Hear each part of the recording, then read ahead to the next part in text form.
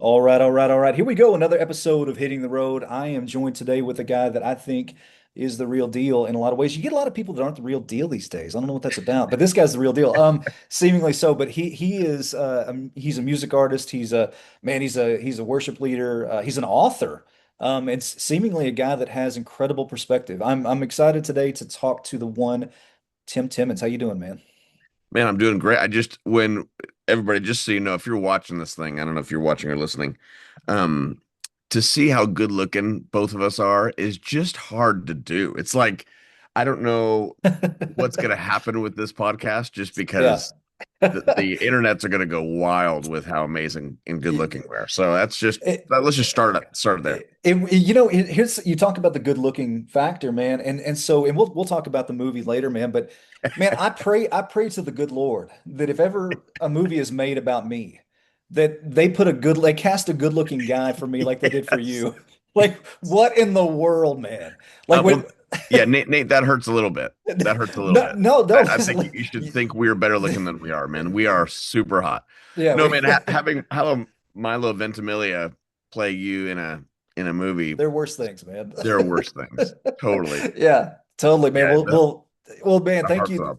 Yeah, exactly. Well, listen, I'm a, if nothing else, a heartthrob in my own home. But I will say this, man. So like, it's pretty interesting. We can go a lot of different ways today with this. And for those that don't know, I mean, a lot of what here lately, I know a lot of what you've been kind of just push. Not I don't want to say pushing and promoting, but a lot of where you're at this season in your life. Man, it comes sometimes, it's been on the tails of the movie, right? Which I think was, and admittedly, and we'll get to the movie, but admittedly, it's like I don't watch a lot of faith-based stuff, and the reason for that is because it's just so poorly portrayed, in my opinion. I And I get hope it. that's not bad, right? Like I I hope that's not a so bad thing get to it. say. I so get it. Yeah, Yeah. I mean, the thing that my wife said to Andy Irwin, who produced this film, who's a really good friend, she's like, it just can't be cheesy. Just it can't suck and yeah, it can't be cheesy. And if it is, I think we're out. right. And Andy's such a great man. He's like, I know. I just want you to trust me. So we Yeah. loved our characters in this and how it all worked. But yeah, we can get into that. No, we can totally get into that. Well, I mean, listen, we talked a little bit before you jumped on. I mean, you're living in Nashville area now, and but you're from California. Different speed, different really approach to probably faith and all kinds of things, man. But tell me a little bit about really just kind of the California you and how you kind of eventually migrated to the Bible Belt. Yeah, so California me is I grew up in a place called Newport Beach, Orange County, California, Mhm. and um, it was great. I was in so many ways. And it's kind of, wherever you grow up, you're like, this is just all I know. Yeah. Um, and it's where everybody goes to vacation is that place, but you Yeah, don't really totally. know that while you're there. Yeah, it was great. I surfed 5 days a week. It's been my Really? like rhythm my whole life. Then to move to Nashville, it's like there's not a lot of ocean, not a lot of waves around here. Yeah. Yeah. Yeah. Not many. And so that's been a big change. But we moved. I was a what we call a worship leader Yep. at a church out there, a few churches out there. And a worship leader, people in California would always be like, "What's that?" I'm like, "It's just somebody who helps people sing their prayers to Jesus." Yeah. Like just that's how I would describe, in a sense, just to somebody who's like, "I'm not into this whole thing." Um, yeah, so I did that for 15 years out there, which was a great experience. I keep looking down because my dog's down here, and No, you're good. okay. Um, and it was awesome. It was so great. I ended up leaving um, these churches, and partly because I just was having kind of a crisis of faith in some ways. Like I was pimping and pushing this Jesus and this like Ooh, love, joy, peace, patience, kindness, all like the virtues and the fruit fruit of of the the spirit. spirit we call it. Um, and yet I wasn't living in it. Yeah. I was like, there's got to be more to life, and there's got to be more. I hope there's more to this Jesus thing than what I'm experiencing. That was kind of as this like varsity American Christian, I was Yeah. killing it, like so good, Sure. and yet I was like, of all people, I'm awesome. Like I'm varsity Letterman jacket, like Yeah. put the captain thing on my side. Sure. but I wasn't experiencing the things that it was promoting. And so that really caused me to stop and reassess. Yeah. Yeah. And man, let me, because I'd be curious to know too, because it's like, you, I think you probably did the youth group thing, right? Like Yeah. the youth pastor thing. And there's a certain youth pastor energy, right? Like all of them have it. Like, where it's just, it's just kind of this, there's a movie with Macaulay Culkin, Saved. I don't know if you ever saw it with Mandy Moore. And anyway, Yes, I like did. Yeah. the youth pastor comes out doing backflips on the stage, and he's got, he's just over the top energy. And Yeah. but with that, it's like, man, I don't know how you feel about like as you just kind of saw. I don't want to call it professional church. I don't want to call it, but like prepackaged Yeah. faith a little bit. Is that harsh? Is that harsh for me to say that? No, Like, I think it's really well said. Not and and not and I don't think it's ever in a way of nor did I ever do it in a way of like I was trying to be something or trying to be awesome or like a fake sure. out of deceit. It just is kind of like how we do it. It's the thing that seemed to have worked and now we're like that's what we want. Go do that. And so I don't think it was ever out of like a Yeah, malintent. sure. And anybody in that work, I don't think it's always out of like, oh, I really want to do good for the most part. But I think we just get lo I'll speak for myself. I got lost in being awesome and doing awesome Yeah. work for God. And I think one of my big things, as I tour, as I travel, as I write songs, I don't know, all the things. I used to work for God, Yeah. and that was the thing that ultimately killed me and Yeah. was killing me. And so I ended up quitting working for God 15 years ago. So I never work for him again. Yeah. And so my thing is if he's real and he's at work and things and he knows what's best for people around me, then I'm just gonna join him. Yeah. And like as just for fun, like what if God's actually real? Yeah. What if he's actually at work in things? Wouldn't I rather go like, how about I'll join you in the cool things you're doing versus uh me telling you what to do. So Yeah. that was ultimately so when we left our churches and um I then signed I did a Kickstarter record and which out of nowhere and raised 44 grand. It was Oh crazy. wow. It was like way over my kids. I just showed my kids the other day. The post, whatever. Yeah. And we had four kids. We had just had twins, and I left this job, a high paying job. And I was like, well, I don't know what's going to happen here. And we did this Kickstarter record, and I had been writing in Nashville for years, trying to get people to like notice and like, hey, you want to sign me for anything?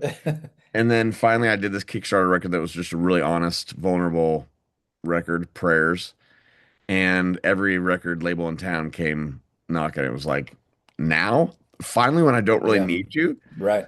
So that's kind of then I started touring, and then that's when I was like, gosh, I got to move out to Nashville just because I miss my kids and my wife so much from being on the road. Yeah. So hitting the road, if you will. Yeah. There it is. Thank Yeah. you. Working in the brand. Man, Yeah. well let me ask you. So what year did you guys move to Nashville from California? 2015. Okay, so you've been there a minute. Okay. Yeah. Yeah, and so, obviously too, and well, because one thing that I wanted us to touch on because it's part of your story. It's not the whole story. You were pretty vulnerable in other, interviews about just even like your upbringing and stuff like that, and how that was kind of a high profile situation, Yeah. for your family and Yeah. I was a child, man, and thank the Lord, man. I mean, my parents were divorced for 4 years. They reconciled by his mercy. Wow. But it was hard, man. It was really hard, and I think that like you mentioned that like those things they can have such an imprint on your soul even now. I mean, I know you mentioned you probably just turned 50. I don't know if I should put that out there in the world. Some people Nope. don't like that. Do it. I'm But great. but yeah, man. But like I think sometimes those things they can be impressionable and stay with us, and that's kind of where I think for me just kind of the meat grinder Mm. started a little bit, if Mhm. that makes any sense. And so, for you as you've seen, and I think you do a beautiful job just talking about just trying to walk in the tension of just the grief and the gratitude of life, man, because it can be both painful and beautiful, right? Yeah. Yeah. Um, and when did you start? Because I know that, man, you experienced the pain, but when did you start to feel like maybe you experienced the beauty? Like Mm. was it in the music? Was it like where did you see that? Yeah, I mean, I'll go back a little bit. So people ask me, which you have not asked me, which is great. They ask me, "Hey, tell your story," and they want me to tell my cancer story. And I always say, cancer's the dumbest story I have. So everybody, I was Yeah, given 5 years to live 25 years ago. Incurable cancer, stage yeah, 4. There's still tumors on my liver today, wearing out my heart. yeah, But I got to wake up again today. And yeah, I think 25 years ago began a real adventure in waking up more intentionally. yeah, So when you say I'm 50, I'm like, yeah, heck yeah, I'm 50. I'll take every freaking day I get, yeah. Let's go. and I will celebrate that as much as I possibly can.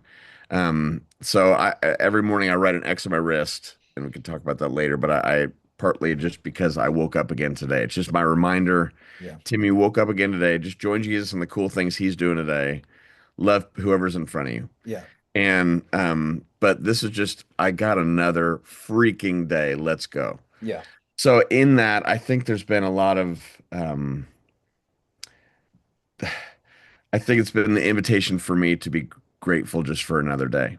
And yeah, I think that's only comes through sorrow and calamity and yeah, sorrow and pain. I think we find joy in the valley. I think that's actually where joy grows, is in the valley. yeah, yeah, So man. most of my life is trying to figure out how to get out of hard things, and yet I think in my experience so far, in the midst of my grief, in the midst of my hard stuff, joy actually grows. Yeah.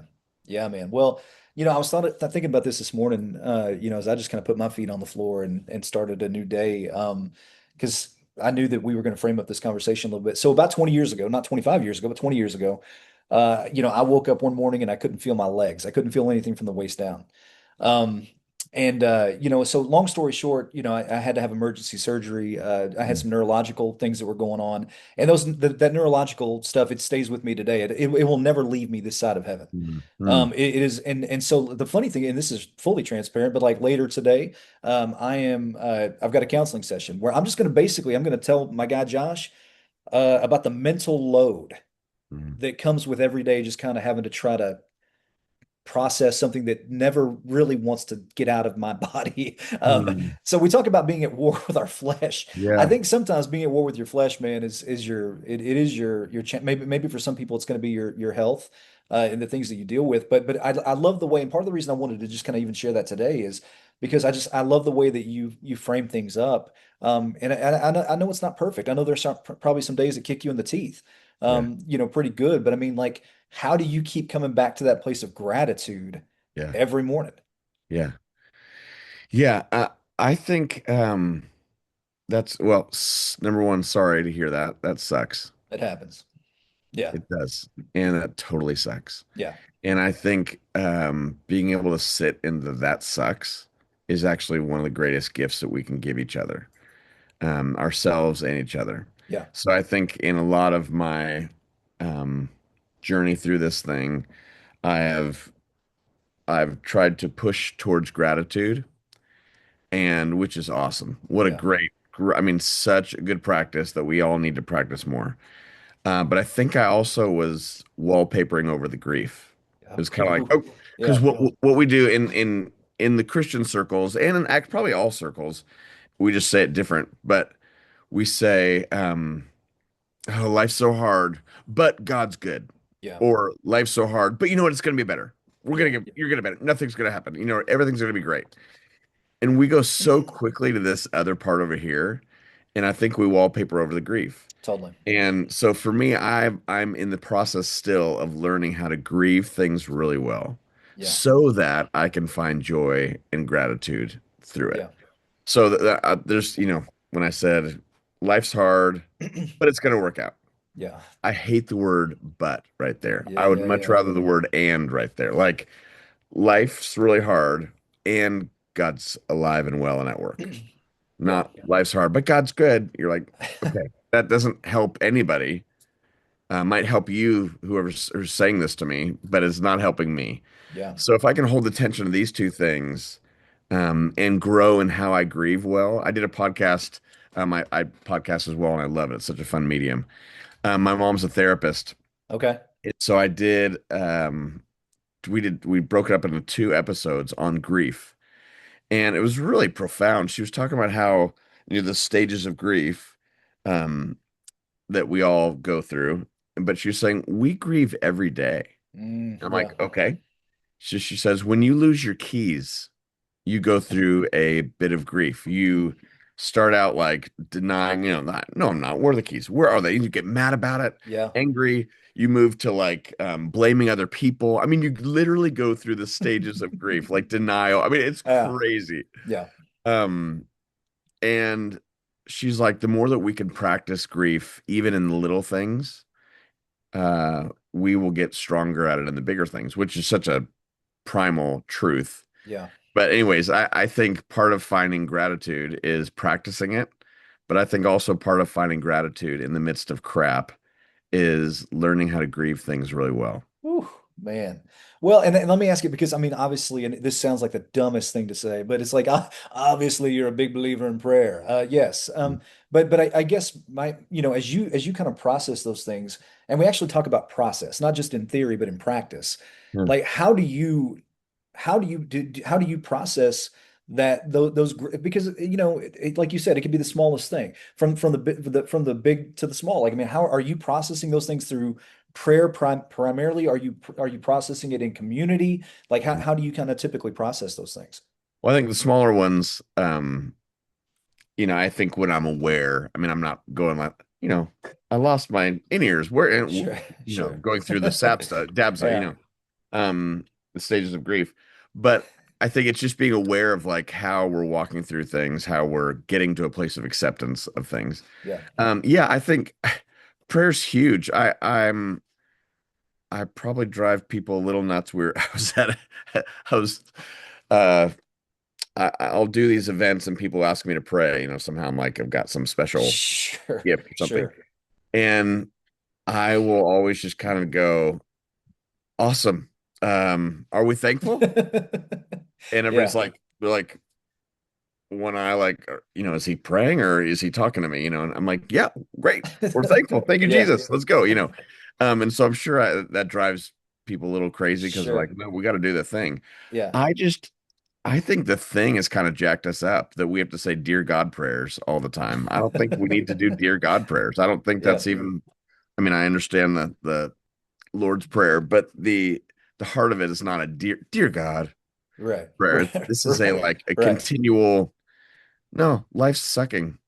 Yeah. Or that was fun. Hey, what do I do there? Yesterday I had something really hard um that we're having in our life right now, and I was so pissed. Yeah. And I had to stop and go, okay, Jesus, you have my attention. Man. Well, that to me is like that is actual prayer. Is this like Yeah. Yeah. aligning to his heart all day long versus a dear God, thing. So to me, and I could be dead wrong, FYI, and Yeah. it could be like, man, that Timmons, he is a heretic A and an idiot and super good looking. I don't know how, Yeah. Yeah. but What a package. yeah, what a Yeah. super package. So yeah, I just to me the prayer part of that and how to work through those things, I think is less about like a prescriptive thing, but Yeah. a just a continual realigning to the heart of God. That's my hope, at least. Yeah, and that's the thing too. It's just like we hear the pray without ceasing, and for me, and I don't know about you, but it's like it's kind of like a run-on sentence in a lot of ways that just never Huh. seems to end. You know, Yeah. and but I love where you're just like, okay, Jesus, you've got my attention because I think, man, I had one of those moments myself yesterday where I'm like, man, Lord, I mean, your ears perk up a little bit, and I think that what one thing that you framed up, really well, I believe, is where you've said that. You want to join, you don't want to perform for him necessarily. You want to join him Yeah, I don't to want to work today for him. and Yeah. yeah, you want to join him today in the work that he's doing, in the story that he's writing, and you just want to kind of just walk alongside it, right? And has that been more freeing for you, and not necessarily theologically, but just even in your approach to the world, Oh man. that sometimes we can see as dirty and broken and hurt, like beyond repair kind of thing. Like, Oh I mean, man. how's that helped you? Yeah, what if he's actually real? Yeah, I I know that's dumb to say, but like what if he's actually real? yeah, Not just yeah. like Christian real, but like actually real. Right. and actually at work and things. And for me, it's just been so freeing. I'm like, oh, I experience more joy than I know what to do with this lens. Yeah. And that's why I write books and songs and travel and do all this stuff is I'm like, I don't have anything down. I don't have anything figured out, but I'm sure in the process, and I'm experiencing some crazy amounts of joy that I don't see a lot of places. Yeah. Not because I'm awesome in any way, shape, or form, other than good looking. You're Um, right. but Yeah.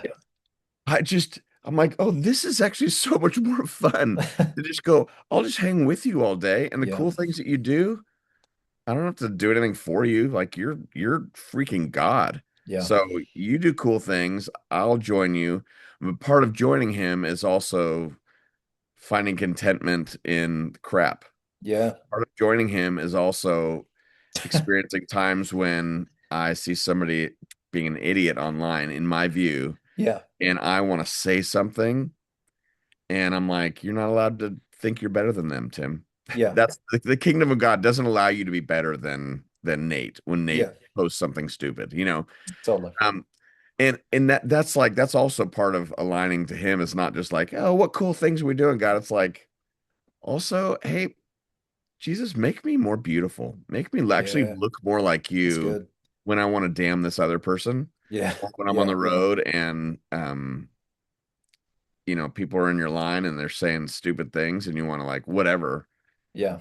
or the sound guys being a douche. It's just like all the things like, okay, but what's going Yeah. on here and how do I join you, Jesus, even in these moments? And man, it's been so freeing. It's like, oh, I can just hang out and enjoy like being made more beautiful. Yeah. No, that's great, man. Well, and one thing that I noticed that you mentioned, and listen, admittedly, your book is next on my list. I haven't read it yet. I'm Yeah, going to read you're your doing book. great. You're Okay. doing so great. You might even But like it. yeah, I might. That's the thing, man. I might just trip up and enjoy the whole thing. Yeah. But here's what I was going to say though, because I did see in another interview that you talk about, the manure, okay, Yeah. of life, right? And it reminded me of Costanza. I don't know how well, like if Costanza said that manure was actually a very positive word, if you put a spin on it. But all that to say, man, you mentioned just a second ago that like being able to really just kind of deal with the manure of life and meeting people there. And it like how crazy, and I'm just trying to frame it up even in my own head right now. Like if I were to come into somebody's mess and say, "Hey, listen, man, I'm really good at mess, both causing it and Mhm. Wow. navigating through it with," you know what I'm saying? Like, Wow. I absolutely love that. Chalk that up as the most profound thing said today. Just so you know, that's really, well, really the day is young, my friend. So, well, man, so far, that's you really brilliant. it, Yeah, so I have a chapter in the book. Um, I think it's called Manure Happens.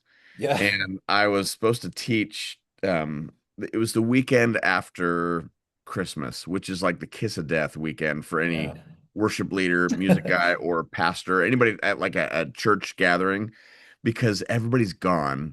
You just have these randos, and then for our little community, we have like all like the yeah. grandparents, The randos. total randos, Sorry, yeah, yeah, those and guys. grandparents and the little kids all in one service. And it's like, Tim, why don't you do that? And would you also do the parking lot ministry and announcements and music? And would you also clean up the barf? So that was me that Yeah, weekend. And I was supposed to teach on the four soils. Jesus gives a parable on these four soils that they throw seeds on. And it's okay. We don't have to get into all the details. But the idea is the seed throne is like the heart of God, the goodness of God, the way of God. yeah, And the soils are like um, the different hearts that we walk with. mm, Some are distracted, some are so hardened that we can't see straight. When are going wrong in my life, my heart can get really hard. So it's like, what kind of heart do we have? That was yeah, kind of the point of the thing. Is the seed falling in there? Is it able to? So I was supposed to teach on this, and I'm looking up like soil. I'm like, I don't know about soil, dude. I surf and I play a guitar. What do I know? And so I'm looking up soil, and I start seeing that uh was it the first definition of soil or of well, the main thing in soil is manure. And I'm like, manure? All right, that smells. I'm in. Yeah. And so I looked at the definition of manure.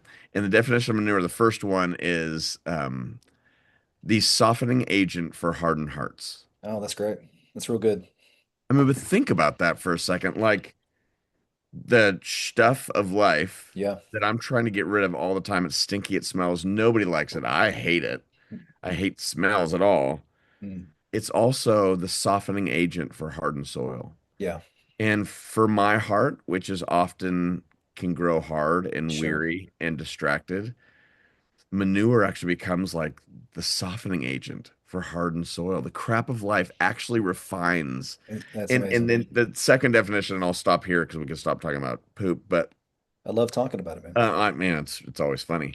Uh, is the heart the manure is the agent that holds all the nutrients to the base of the plant. Yeah. So when the storm, the wind, the water, the floods come, the manure is the thing holding all the nutrients to the base of this plant.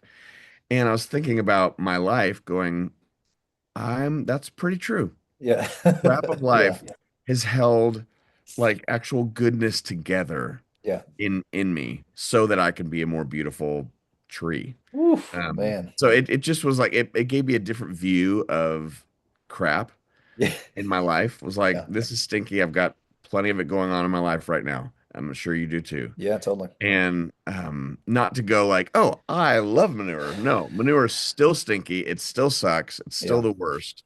And yet, what if it is being used to make me more beautiful Yeah. for the sake of my neighbor, for the sake of my kids? That's making me more beautiful, not just because I'm more beautiful, but if I'm more beautiful, the world around me will be more, should be more beautiful. Yeah. Man, that is a parable that'll preach Isn't right that there, man. crazy? Yeah, Yeah. yeah. Yeah. No, I love it. Well, man, a couple things I want to hit you up with before we go. So, number one, tell me real quick, I mean, how do you get the phone call that like, hey, Tim, we're gonna make a sequel to this movie that was that certainly had success, telling the story, Mercy Me story, the first one. Yeah. The second one, man, it's funny because Go. You're fine. because the way that the direction goes, it almost made it look like Bart was kind of a jerk a little bit, you Yep. know? Yep. Yep. But one thing that I enjoyed about that, not that I enjoy, the idea of Bart being a jerk, but one thing that I enjoyed was that there was a humanity to that. Yeah. We talked about, like, hey, man, like sometimes faith-based movies are hard to watch, but there was a humanity to his character. We're just like, listen, man, I'm a little bit snarly right now. I don't Yeah. really care for you right now. I don't listen, dude. I've got problems you can't fathom, Yeah. and Yeah. but in all that, man, so they decide like, hey, man, let's do another one. Let's make another movie here. And so, like, how are you approached about that? And like, are you thinking to yourself like, man, my involvement is bizarre that I'm in this, or do you think like, no, man, this is lining up with I think maybe what God is doing on a larger scale. I mean, how are you processing Yes. that? Yeah, Yes. Yes. So the part about Bart, I was so proud of my friend to allow that to be shared. that's crazy. And I Yeah, was proud of that group for sharing a really vulnerable thing and not making all Christians like, we're great, everything's great. Oh, yeah, I'm sad. Oh, okay, but God's good. Like yeah, they kept it in that dark part, and it was like, yeah, Bart, are you okay with this? yeah, But what's fascinating is Bart's one of the funnier dudes. If you ever interview him, he's just hilarious. But internally, that was Bart's internal life. yeah, So it's just fascinating to watch the movie because that only people from his family would experience that. But Bart's internal life was that kind of tension. But yeah, for me, you know, Hillary and I walked through the first movie with Bart and Shannon, mm, and we're like, dude, this is nuts. How crazy is this? yeah, But then to have them go, hey, Timmons, we're going to tell part of your journey as well. yeah, And do you want to do this? And we had real pause. Hiller and I yeah, had real pause about it. yeah, Um, the only reason why I think one of the main reasons why we said yes is because we loved the guys writing it and producing it so much. yeah. And so we trusted them with our story. Oh man, that's great. Well, and Anyways, yeah, we got the call and we were like, this is wild and crazy. If it happens, if it even happens, awesome. right. And the fact that it has, I'm just enjoying. I'm a missionary to Christians, is what I really am. And so I get let into spaces. Not that I've got everything together, by the way, FYI, but I get to come in and disrupt Christians a little bit and invite Yeah, us into a bigger story. And so this just gives me an ability to do that. And in 2 years, when nobody gives a rat's, you know, sure. about me, great. I'm doing great. If I wake up again, I Yeah, woke up again, and I yeah. get to hang out. So Yeah, man. Yeah. Well, and so in that, my wife and I a couple weeks ago, we actually took a look at it. We watched the movie for the first time, a couple weeks ago, and it was one of those things where, man, I'll be honest with you, I was probably a little bit skeptical, just because, like, when you work in any parts of the industry, entertainment or otherwise, like you kind of see how the sausage is made yeah, sometimes, but it's like when I kind of saw this all unfold, because I didn't know the story behind the song Even If. yeah, I didn't know that. And I like to think that I'm pretty hip to the songwriting community. And I was like, man, I didn't know Tim's journey and part of that. But here's the crazy thing, man. So for those that maybe have not heard it, which I mean there are the barely those that haven't heard it to this point, because I mean it just was a huge smash. yeah, Man, there's just it's talking about, I think, the beauty of finding the hope on the other side, of the grief, even if hmm, God doesn't answer you in this lifetime, even if he doesn't fix you in this hmm, lifetime, hmm, right? Man, there's a verse that I lean into a lot. It's Philippians 3:20 and 21. And basically it says that on that day that I meet Christ Jesus face to face, my body will be made perfect like that of Christ Jesus. And so, man, I kind of lean into that sometimes, because it's like, listen, I can kind of take the cuts and the bumps and the bruises along the way. It's hard. Like you said, there's manure along the yeah, way. But man, I know that perfection is waiting for me where, and I think he is actually building that out in me now. If I yeah. let him, if I let him, Well I think said. he's building that perfection out of me even now. Yeah, The funny thing is like, dude, there was a day where I was just, I don't know, man, I was feeling every bit of the pain in my body one day. And this is probably about a year ago.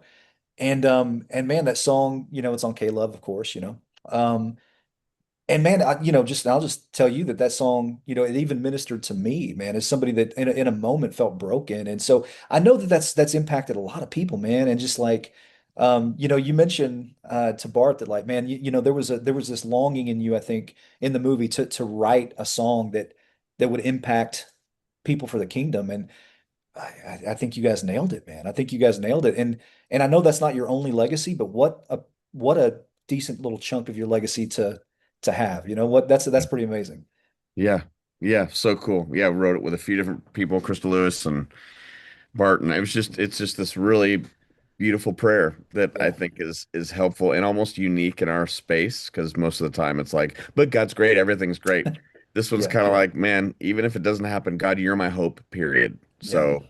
Yeah. yeah, yeah. So I'm so grateful for how that song has helped so many people. Man, Yeah. it's the coolest. What a It cool legacy to be able to leave with Yeah, people. it's incredible. And man, so speaking of, like, just even really cool stuff that you guys have, really been working on now. I know that you've got a pretty packed fall coming up. Yeah. Yeah. I mean, you guys are going out. It's you, Jeremy Camp. I want to say it's Mercy Me. Yep. Is it who else going out on that? And Sam Wesley. Yep, Yeah. Sam. Yep. Who's in the movie. Yep.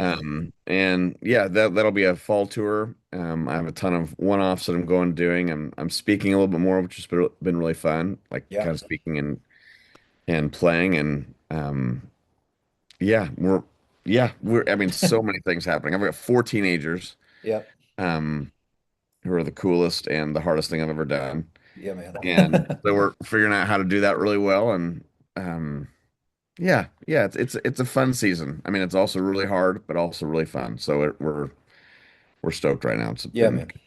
Yeah, well, man, we're pulling for you. If you are listening by chance, if you're not my wife or my mother and you're listening to this, what I would do is go to timtimmonsmusic.com for all of his tour dates.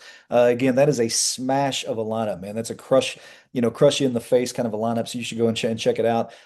Tim, man, dude, I thank you for your ability to frame up, man. I've used that phrase, but frame up just kind of man, just the gratitude that we have the opportunity to every day just sink into and lean into. I thank you, man, for your humility and just your honesty, man, and your transparency. Thank you. Yeah, man, I don't have a lot of time for BS. I have a lot of time for jokes, but not Sure. BS, not like stuff that is just like whatever, man. So thank you. That means a lot to me. Yeah, absolutely, man. We're rooting for you. We're pulling for you. Again, check him out, timtimmonsmusic.com. Tim, thank you so much for joining us, man. And we'll catch you next time on Hitting the Road. Cool. Thanks.